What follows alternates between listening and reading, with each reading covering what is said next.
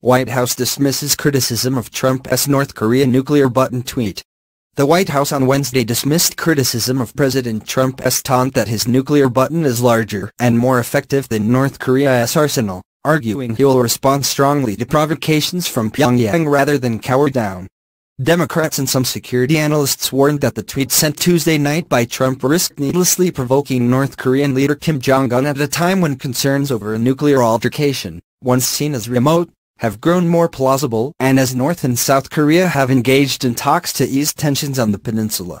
He has made repeated threats.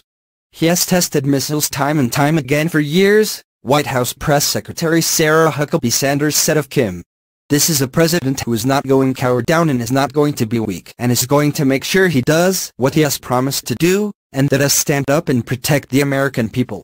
Trump's tweet Tuesday was highly unusual for its open reference to the vast U.S. nuclear arsenal at Trump's disposal and its playground illusion critics said puerile to the size and power of Trump's war-fighting abilities. North Korean leader Kim Jong Un just stated that the nuclear button is on his desk at all times, Trump tweeted. Will someone from his depleted and food-starved regime please inform him that I too have a nuclear button, but it is a much bigger and more powerful one than his, and my button works.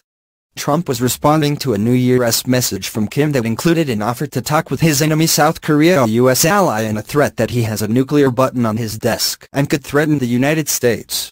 Democrats were quick to condemn Trump's tweet and called on him to stop ratcheting up tensions with the rogue nation. A nuclear conflict on the Korean peninsula would be a catastrophe, leading to the deaths of potentially millions of people, including American service members and families stationed there, Senator Edward J. Markey, D-Mass. said in a statement, adding that the tweet borders on presidential malpractice. We cannot let this war of words result in an actual war, Markey said. Senate Minority Leader Charles E. Schumer, D-N.Y. said Wednesday that Trump's recent Twitter outbursts presented a very poor representation of the United States and may represent a new low point.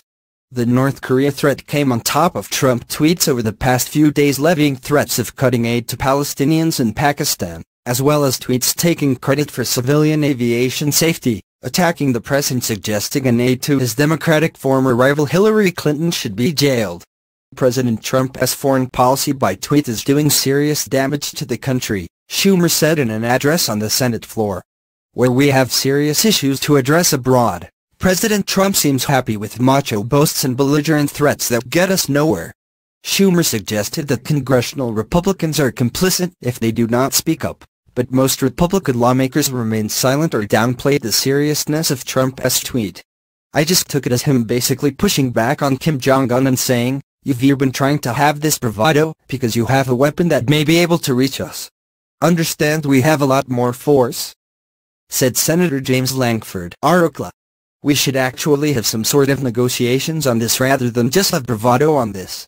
Vice President Pence, interviewed Wednesday on Voice of America, touted Trump's record in encouraging greater cooperation from China, North Korea's most important ally and economic lifeline, to apply economic pressure on the isolated regime.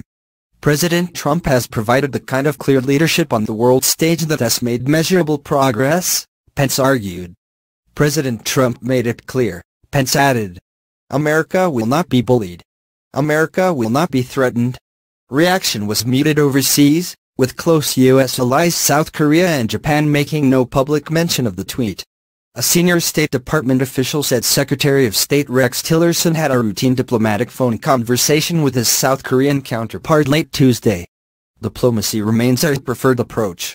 That has not changed, the official said. But we recognize that diplomacy has to be backed up by credible force. South Korea and North Korea held their own call hours after Trump's message, the first such use of a cross-border hotline in 2 years. The State Department official, who requested anonymity to discuss sensitive diplomacy, welcomed the contact, perhaps as a means to ease tension ahead of South Korea's hosting of the Winter Olympics in a few weeks. The North Korean offer of some kind of talks with Seoul has been widely interpreted as a play to drive a wedge between the United States and the new, less hawkish South Korean government. We are in close contact with South Korea, the official said. We are on the same page and coordinating closely, but extremely skeptical that North Korea is serious about embarking on talks aimed at giving up its nuclear weapons, the official said. Some foreign policy analysts and Trump critics said Trump's tweet raised questions about whether he is creating a foreign policy crisis and about his fitness for the job. If there are any adults at the WH, please disable the @RealDonald Trump smartphone immediately, tweeted Daryl G. Kimball, executive director of the nonprofit Arms Control Association. Nuclear diplomacy shouldn't be conducted as if it's a junior high school argument about penis size. Such reckless tweeting diminishes U.S. credibility and can lead to catastrophe. Sanders rejected such criticisms. I think the people of this country should be concerned about the mental fitness of the leader of North Korea, she said at the White House daily briefing. She also argued that the Trump administration is being forced to clean up former President Barack Obama's international messes. This is not a game. This is not about, can I puff my chest out bigger than your chest? Former Vice President Joe Biden told CNN when asked about Trump's tweet. This is just not, Biden continued, his voice trailing off. It is not presidential.